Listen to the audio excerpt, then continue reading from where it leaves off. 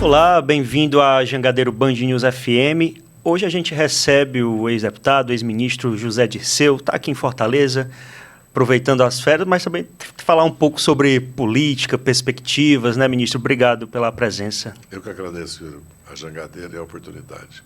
O senhor, por ter sido ministro, praticamente um observador privilegiado da situação do Brasil, né? Eu queria começar perguntando o que o senhor acha de desafio, o que precisa ser feito para esse terceiro mandato do presidente Lula, né? Esses 2 anos que faltam. Acho que a principal preocupação do presidente, desafio nosso, é continuar crescendo. Sem crescimento, nada se resolve.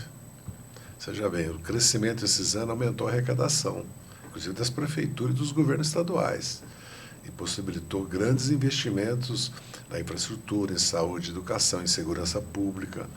Então, crescer. Certo? E o Brasil tem tudo para crescer.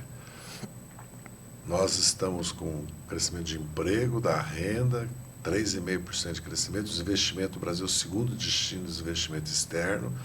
Estamos com liquidez nas contas externas. O Brasil não é devedor. Né?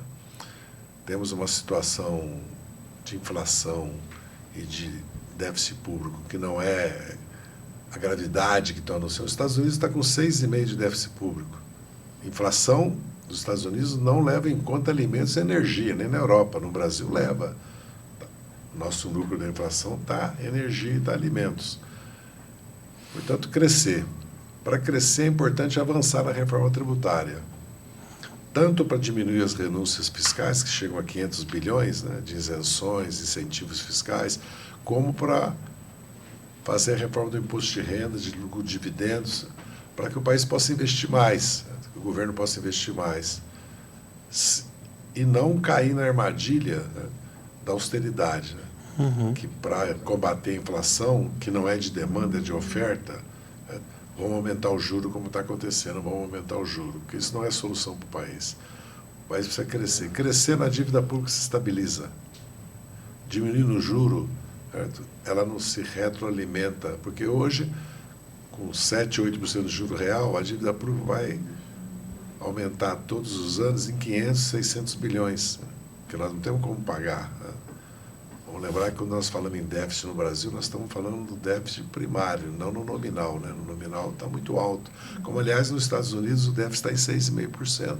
O futuro secretário do Tesouro americano está falando em reduzir para 3%. Na Europa é 2,5%, 3,5%. No Brasil nós queremos fazer déficit zero.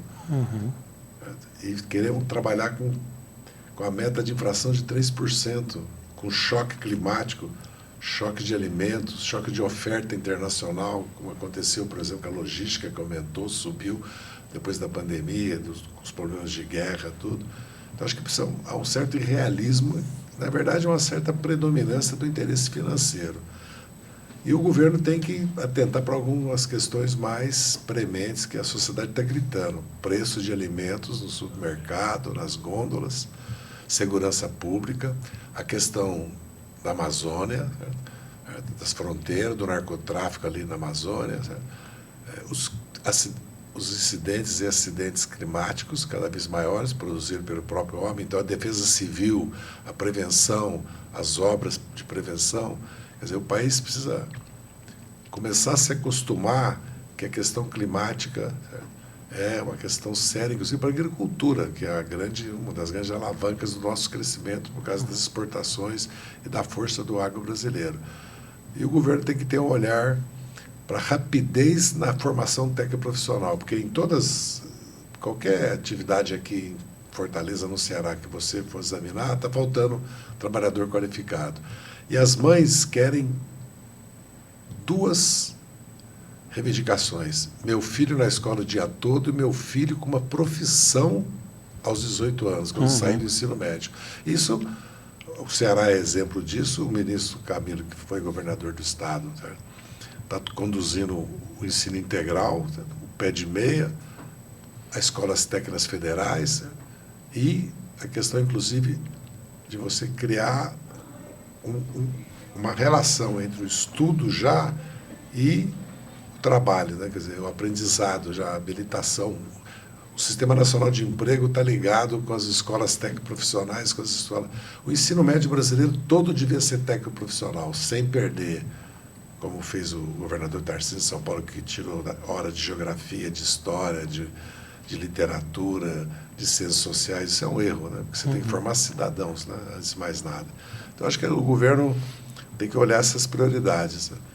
Continuar persistindo para evitar um déficit público maior, mas fazendo a reforma tributária. Não é cortando da saúde, da educação, do salário mínimo, do abono salarial, do benefício de prestação continuada ou da previdência que nós vamos resolver. Porque uma das grandes razões do Brasil crescer é o salário mínimo, é o crédito e é o aumento do emprego. Nós estamos criando emprego. Hoje em dia, no mundo, você não vê um país criando emprego como o Brasil está criando, nos Estados Unidos, né? Mas o Brasil está, de maneira consistente, aliás, o próprio Ceará, eu estava lendo nos jornais, de maneira consistente, criando empregos. Interessante puxar essa questão da economia, né? O país está avançando, caminhando, né, em diversos setores, mas ainda existe digamos, um atrito com o mercado, né? O Celso Miguel até falou no Estadão da questão de ser talvez um problema de comunicação. Seria, então, um problema de comunicação do governo? Veja bem, o governo não é só o governo é o Congresso Nacional e o Poder Judiciário. O Congresso não quis reduzir a renúncia fiscal. O Congresso prorrogou, né, a isenção do desconto na folha, né, e o PES, 2 programas. Tudo isso, apesar do aumento da arrecadação, né, e apesar do esforço do governo para manter sob controle as contas públicas, pesa contra o governo também. No caso do mercado financeiro, o mercado financeiro se opôs a uma mini-reforma, mini, que é R$5.000 não paga imposto de renda, até 5 mil, na verdade até 7,5, né, que diminui também, paga, mas diminui, para cobrar de 100 mil brasileiros uma taxação do imposto, para compensar. Então, se nós não fazemos reforma tributária, não diminuímos as renúncias fiscais, certo? Porque o Brasil não tem um Estado inchado, como se fala, entendeu? Porque o que o Brasil tem é um estado de bem-estar social. Porque o Brasil tem educação pública gratuita, o Sistema Único de Saúde gratuito, universal, o Brasil tem a Previdência Pública, o Brasil tem o seguro-desemprego, o Brasil tem o abono salarial, o Brasil tem o BPC, a Bolsa Família. Nós conseguimos manter a Bolsa Família em R$600 mais 150. Era 200. O Congresso queria pôr 400. O presidente Jair Bolsonaro pôs 600, ninguém criticou. Agora querem que nós cortemos? Não, precisa ter coerência. Acho que o Brasil precisa se conscientizar que está muito concentrada a renda no país. 1% dos brasileiros tem quase 1/3 da renda do país. 10% tem a metade. E como é que desconcentra a renda? Reforma tributária. Foi assim que a Europa fez no século XIX. Reforma política, agrária e tributária. E cresceu com bem-estar social. Porque uma economia crescer sem melhorar a vida das pessoas, sem melhorar a vida da gente, qual é o sentido dessa economia? É como se fosse um conservadorismo econômico, né? Não, também é o poder do capital financeiro do participar agrário, poder no Congresso, poder na mídia, poder na sociedade. Então, a renda nacional vai sendo cada vez mais apropriada pelo capital financeiro, que devia ter uma participação pequena, porque o que é o capital financeiro e o capital bancário? É a intermediação entre o dinheiro que a sociedade tem e o crédito bancário. Eu pego de você para emprestar para ele. Agora, o spread bancário no Brasil é muito alto, chega a quase 25%, 28%, e o juro para o consumidor é 30% real. Isso está no lugar errado. Nós temos que... E a estrutura tributária cobra mais de quem vive de salário do que quem vive de renda, tem riqueza e tem patrimônio. Isso tem que mudar também. Porque senão fica difícil. Porque sem o governo fazer grandes investimentos, porque se você observar, o próprio mercado financeiro sobreviveu por quê? Por causa do PROER. Foi quem assumiu o risco e o prejuízo da quebradeira de dezenas de bancos, fomos todos nós. O governo assumiu e salvou o sistema financeiro, né? No Brasil, toda a nossa história depois da Guerra Mundial, para falar só da história recente, sempre foram o Estado com grandes projetos, planos de desenvolvimento, né? Tanto no governo Dutra, como no governo Getúlio, depois do Juscelino, depois no Jango, depois no primeiro governo Castelo Branco, no governo do Gás, são planos nacionais de desenvolvimento. SALT, plano de metas, plano trienal, primeiro plano de desenvolvimento, segundo, e os bancos públicos, as empresas estatais jogando um papel. Foi o Estado brasileiro que criou condições para a iniciativa privada se desenvolver, fazendo a infraestrutura do país, dando energia, dando água, dando comunicação. Tudo isso foi investimento público. E hoje o Estado está descapitalizado, ele não tem capacidade de investimento, não investe nem 1% do PIB. O governo tem 50 bilhões para pôr por ano para pôr no PAC, né? Que o PAC é energia, gás e petróleo, habitação, saneamento e educação e saúde. É muito. Ou ciência e tecnologia. Sem investir em ciência e tecnologia, o que vai ser do Brasil? Porque o Brasil realmente é um país, vamos dizer assim, desenvolvido em agricultura, desenvolvido em energia, né? Tem instituto de pesquisa, tem o mercado interno, é o quinto país em território, oitavo em população, talvez sétima, oitava economia do mundo, mas não tem a robótica, não tem a inteligência artificial, não avançou nem na autonomia financeira, porque nós dependemos totalmente das finanças mundiais, porque nós abrimos totalmente o nosso mercado financeiro. Você pode especular com dólar em real, sem ter dólar. Você compra no futuro o dólar, que deu agora toda essa especulação. Porque o dólar, o Trump quer desvalorizar o dólar, ou seja, valorizar o real. É o contrário do que estão dizendo que vai acontecer, porque ele está dizendo que os americanos estão perdendo a guerra comercial, o comércio mundial, porque o dólar está muito valorizado, né? Então, como ele fez com o Japão na década de 80, o Acordo de Plaza, obrigou o Japão, certo, a valorizar a sua moeda e desvalorizar o dólar. Então, nós estamos numa situação que essa obsessão que nós temos sobre a dívida pública e o déficit público. Déficit público, nós estamos falando de 0,5% de déficit público. A nossa dívida pública é 71%, a da Europa, do G7, é 120%, dos Estados Unidos é 120%. O déficit público americano é 6,5% esse ano, mas eles têm a moeda para imprimir, a Europa tem o euro para imprimir. O problema é que o Brasil não tem soberania na sua moeda, né? Porque não é uma moeda convertível. Então, são questões que muitas vezes passa sem a opinião pública, discutir, debater, fica parecendo que basta privatizar que vai resolver o problema, entendeu? Basta diminuir o tamanho do Estado que vai resolver o problema. Mas nós vemos como é que precisa de Estado para educação, para saúde, para segurança pública, para saneamento, para habitação, que precisa do Estado. Inclusive, investimentos que o senhor falou, talvez lugares mais distantes, que a iniciativa privada talvez não chegue ou não queira chegar, né, e o Estado vai lá. Não, os investimentos de longo prazo no mundo todo foram feitos pelos Estados. Se privatiza depois que está construído, né? Porque você está privatizando a Sabesp, mas quem fez a Sabesp foi o Estado brasileiro, não foi a iniciativa privada. Hoje, se você olhar a maioria dos investimentos em habitação e saneamento, quem financia é a Caixa Econômica e o BNDES. Não há capital privado para isso. Porque o sistema financeiro brasileiro está com uma deformação grave. O juro é muito alto, as garantias são altíssimas, porque sem crédito não existe capitalismo. E hoje o grande problema do pequeno, microempresário, do médio empresário, do comércio, da indústria, do turismo, do transporte, é o financiamento. Você não consegue pegar um crédito, porque se o crédito fosse barato no Brasil, o Brasil crescia 6, 7% ao ano, 10 anos. E mesmo assim nós estamos conseguindo fazer as concessões de rodovia, de ferrovia, agora o saneamento, e estamos construindo, voltamos a construir Minha Casa Minha Vida. E o país está crescendo. Por que o país está crescendo? Porque ele precisa substituir importações de fertilizante, de agrotóxico ou biológico, de produtos fármacos, químicos, de máquinas e equipamentos, de tecnologia, que a agricultura depende totalmente de importação. Se você olhar a agricultura brasileira, depende totalmente de importação. Então, e nós temos que fazer digitalização e a inovação na indústria brasileira. Porque você vê a Alemanha agora está entrando em crise, está se descobrindo que a Alemanha não saiu da economia mecânica para a economia da robótica, né, da inteligência artificial 4.0. Né? Esse é um desafio do Brasil. O Brasil não tem autonomia financeira e não tem autonomia tecnológica.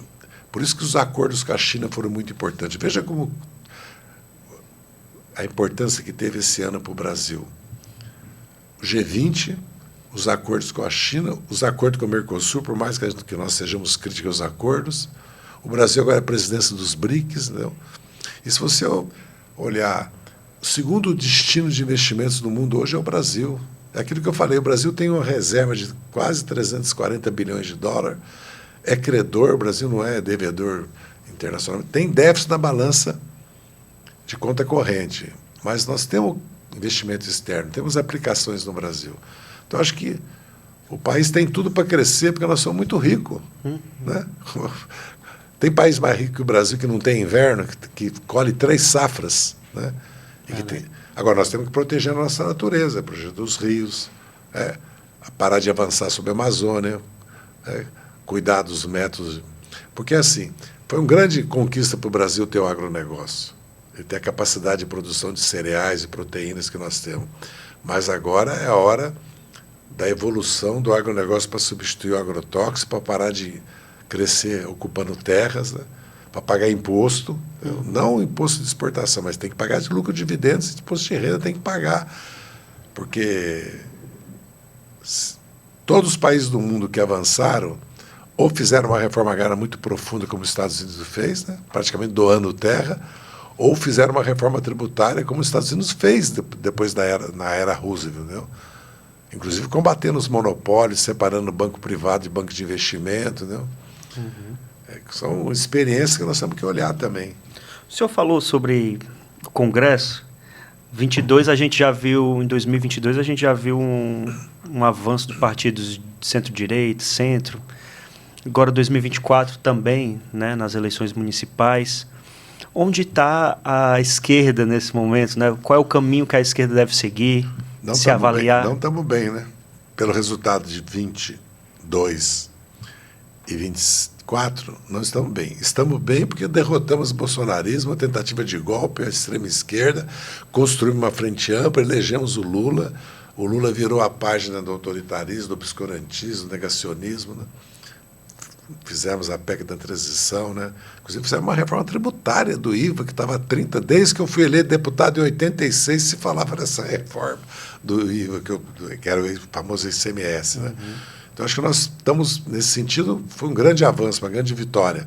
Mas, ao mesmo tempo, em matéria de eleições legislativas, né, nós não fomos bem em 22 e nem em 24. Crescemos de 24 para 20, mas é que nós partimos numa base em 16. Agora, precisa levar em conta que de 13 a 19 nós tivemos reprimidos. Né? Então, a esquerda, os progressistas, os democratas, têm um grande desafio, crescer na Câmara e no Senado. E nós partimos de um patamar que não é assim tão ruim. O PT tem 68 deputados. Se você colocar o desafio de eleger 80, né, não é impossível. Os outros partidos têm 50. Né? É um pouquinho mais, tem 60. Quer dizer, o PT, o PV, o PCdoB tem 80. Vamos pôr 100 como desafio, 110, não é? E os outros têm uns 40. Vamos pôr 80 para eles, dobrar a rede, o PV, o PSOL, o PDT, o PCdoB, o PSB. Porque o ideal seria 200 deputados da centro-esquerda, e não 130 como nós temos. 30 senadores, e não 15, 18. Porque nós temos que ser realistas também. Porque nós governamos estados importantes, né? Principalmente no Nordeste, que é o caso do Ceará e da Bahia, além do Piauí e do Rio Grande do Norte. Nós participamos do governo Maranhão, participamos do governo da Paraíba, de Alagoas, né? Mas nós precisamos no Sul e no Sudeste, e aí é uma reconstrução também do nosso partido, no caso do PT, que vai ter um congresso agora para isso. O PT vai fazer um grande debate agora interno, que vai envolver os filiados, espero que mais de 1 milhão de filiados possam votar, né? Na eleição direta que nós vamos fazer das direções a nível municipal e estadual nacional, e fazer uma leitura nova do mundo, do momento que nós vivemos no Brasil, do período histórico, das tarefas que nós temos pela frente, inclusive da reconstrução do nosso partido, porque nós passamos anos difíceis. Nós tivemos um momento que nós não podíamos sair às ruas com os símbolos do PT. Né? Tal foi a repressão contra nós. Nós superamos essa fase, mas agora nós precisamos trilhar um novo momento. Ministro, a gente está caminhando para o final da entrevista, mas eu queria perguntar, o presidente Lula, ele foi eleito numa frente ampla, né? Ao mesmo tempo, esse presidencialismo de coalizão pede muita negociação, né? não seria também uma dificuldade o governo sempre ter que ceder? Como é que funciona, né? A solução é ter mais deputado, mais senador, senão nós temos que negociar. Mas se você observar, nós observarmos esses 2 anos do governo do Lula, nós cumprimos nossos principais objetivos. É que o desafio nesses próximos 2 anos será maior porque dessas tarefas. Você olha para o problema da segurança pública, né? Olha a educação técnica profissional, que nós estamos avançando. Olha o problema do desmatamento da Amazônia, climático, narcotráfico tomando conta da Amazônia. Olha os problemas dos preços do gênero de primeira necessidade no supermercado. São questões que o governo tem que atentar. Para isso, precisa recurso para pôr no INCRA e na CONAB. Você tem que apoiar a agricultura familiar, porque o agronegócio está exportando commodities, como se diz, está exportando cereais, proteínas. Quem produz os alimentos? Nós teríamos que ter 10 vezes mais recursos que nós temos no INCRA, na CONAB e no Ministério de Desenvolvimento Agrário, para que a agricultura familiar, por exemplo, aqui do Ceará, Bahia e Minas, que dá quase 1 milhão, que poder produzir mais. E hoje ou está endividado ou não tem capacidade tecnológica. E vocês conhecem isso aqui no Ceará, entendeu? Então o governo tem que atentar para essas questões. Tem que conviver com essa realidade. É um governo que não tem maioria na Câmara e no Senado, precisa de aliança. Por isso que eu falava que é um governo de centro-esquerda com uma base de centro-direita, porque é verdade. Não adianta negar isso. Agora, precisa preservar, por exemplo, quando pedem para nós cortar na saúde, na educação, tirar os pisos, afetar a previdência, o salário mínimo, o abono salarial, benefício para continuar, nós não podemos aceitar. Vamos cortar no juro, vamos cortar na renúncia fiscal, vamos fazer a reforma tributária progressiva, porque senão, e para isso eles têm que ganhar a eleição em 26 para fazer isso, né? Privatizar a Petrobras, o Banco do Brasil, que acho que nós não. Nós queremos fortalecer a Petrobras, porque um país como o Brasil não pode depender de importar gasolina, importar diesel. O Brasil é autossuficiente em petróleo, já está exportando quase 1,5 milhão de barris de petróleo, entendeu?